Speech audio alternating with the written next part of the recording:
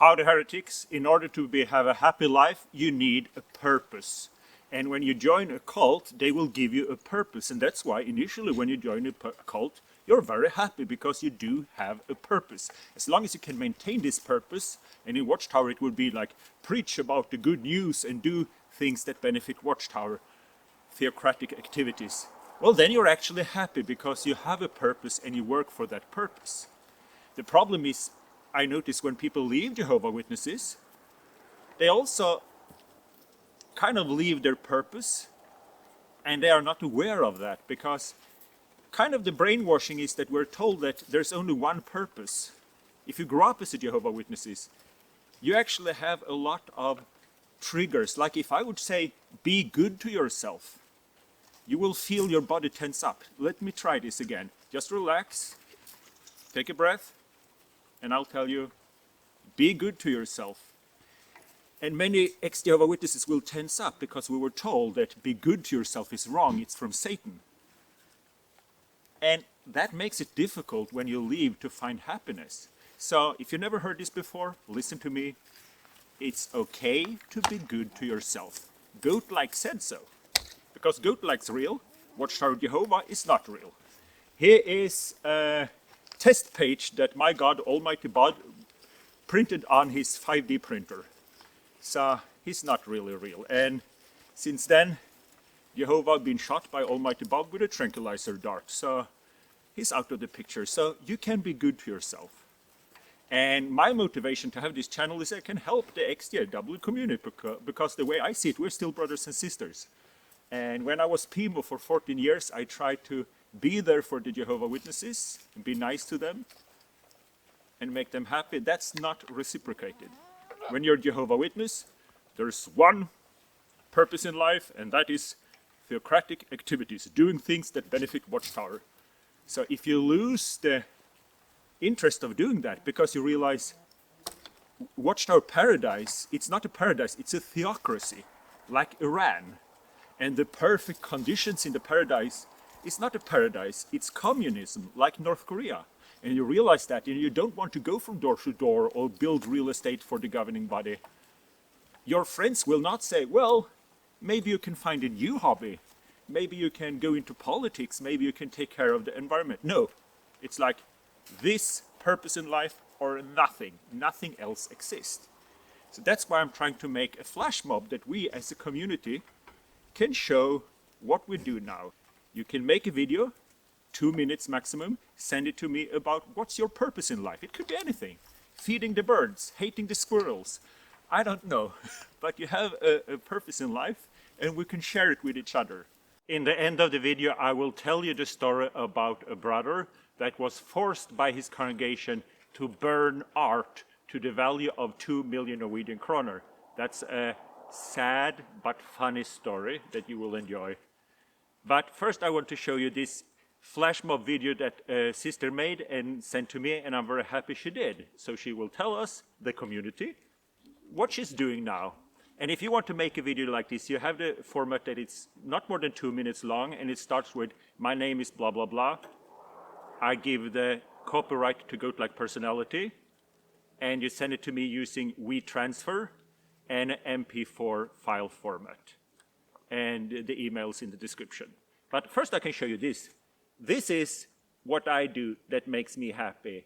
I drive past the Kingdom Hall to the hockey arena and I play amateur level hockey in a team called Airline Flyers. And that's because we have a military base and we have flyers, like actual flyers, pilots, and I play hockey with them. And the team is kind of small, so when I was a PMO, I would drag Jehovah Witnesses along.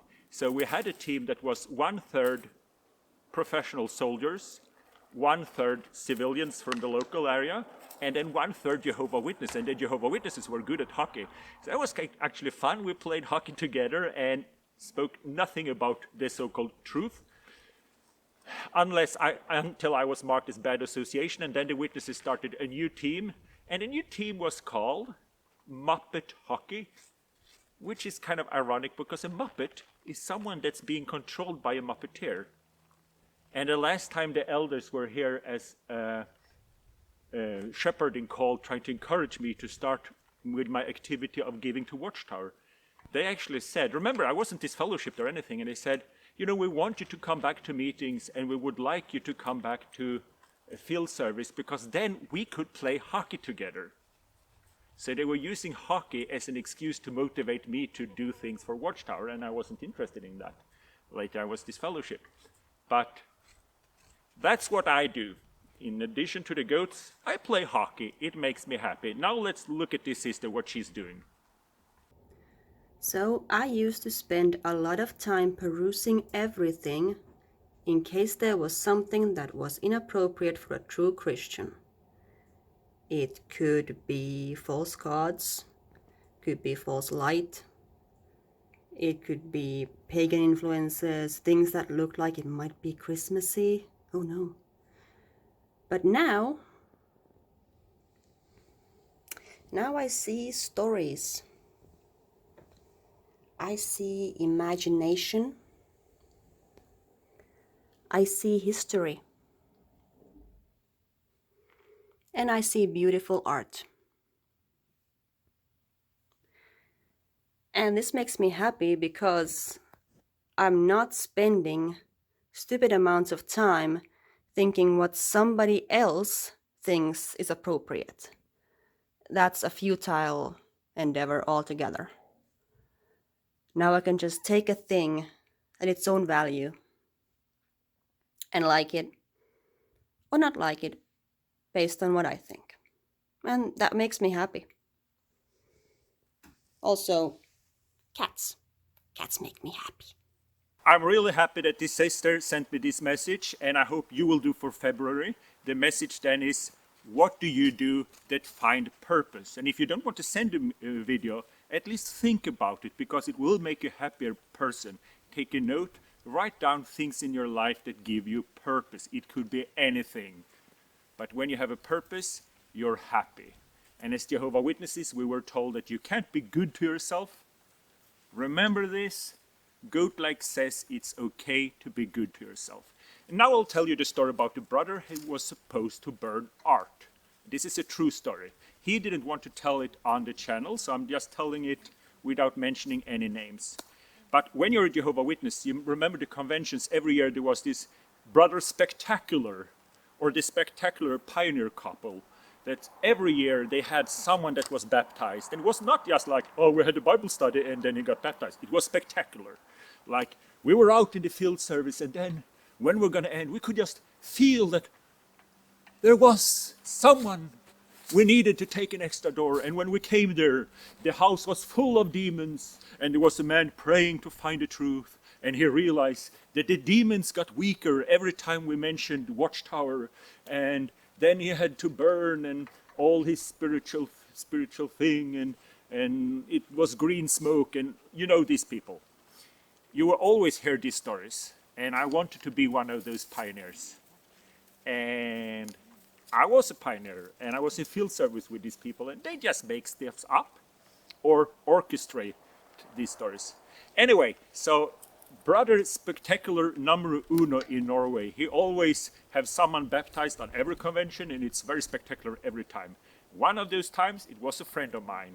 He was a convert, and he was an art collector, and as his family had inherited Egyptian art, just like this lady have here, the sister. And he made progress, what they call progress, and he wanted to be baptized. But Brother Spectacular said, he was also an elder, you can't be baptized unless you burn the art because it's full of demons. And he said, it's not full of demons. Yes, it's full of demons because of the symbolism. And there's this symbol of an all-seeing eye and a star disk, and it's the god Ra, and it's terrible, and you can't be baptized. And he said, well, can I sell it? Because it's worth 2 million Norwegian kroner. That's like 200,000 American dollars. And I said, no, because if you sell it, you're passing on the demons. You have to burn it and release the demons to the atmosphere, because that makes sense. The most important is that Brother Spectacular was on the platform and said, oh, I have a spectacular story to tell, and now this man is our brother, and he's baptized. And he can tell why he was okay with burning all that art. So he had prepared a statement why he was okay to burn the art, and he was an intelligent man, believe it or not, and he had, it was a conscious decision to obey the directions to burn the ark, even if he didn't agree. And the brother at the convention looked at this and said, no, that's not what you think. You want to say, quote the Bible that says, I see it all as a pile of garbage. And he said, it wasn't a pile of garbage, it was a very, very valuable collection that I inherited. And I don't believe in the demon thing here. I just had to do it in order to get baptized. And he said, no, you're going to read the scripture. So he was up on the platform and said, I see it as a pile of garbage. And he felt like he was lying because he absolutely didn't feel that. So then he got baptized. And in the Kingdom Hall, there's a room where you spank children. It's called the library. They also have books. And he looked at a book called Studies in the Scriptures. And on the front page, there is a sun disk, a winged sun disk. Exactly the same symbol as Brother Spectacular wanted him to burn, so he would have a spectacular story to tell at the conventions. So he went to the elder and said, you forced me to burn my art, and this is on the actual book, Studies in the Scriptures. And they're like, well, you have to, that's between you and Brother Spectacular. We never said anything, and neither did the society. So he had to burn the art. That's a true story, but since you get it from me, it's hearsay, but if you want to believe it, you believe it. I asked this brother if he wanted to tell it on my channel, and he kind of moved on. And it's easy for him, because he didn't grow up in the cult. It isn't. Anyway, I had a sad story, because my wife, we lost our baby. So now I'm sad, and that's the reason why I've been thinking about motivation for a long time. What keeps me motivated? Well, it keeps me motivated to do nice things to other ex-Jehovah Witnesses. That's one thing that makes me happy. So, if you can help me making other people happy, you'll make me happy. And I'm sad right now because I lost my kid.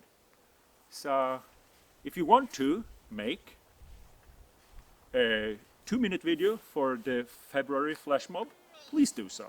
It will make me very happy. And we can support each other. That's a good purpose in life. We can help each other.